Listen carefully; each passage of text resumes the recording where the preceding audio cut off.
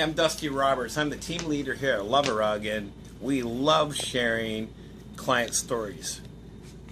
This particular one is about teenagers. Teenagers that make big messes on rugs. Teenagers that, well, maybe are not quite honest about it with mom and dad. Here, let me share the story with you.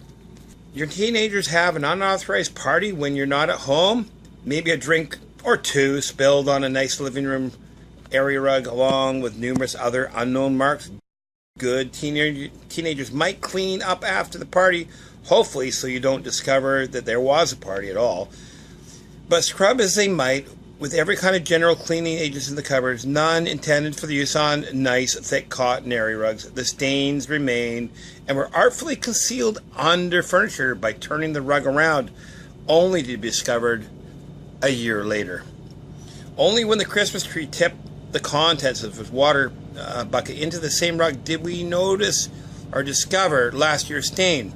Now we had two stains to deal with. The friendly team at Luv-A-Rug warned us that the brushes and harsh cleaners used last year may have damaged the rug, but they would do their best.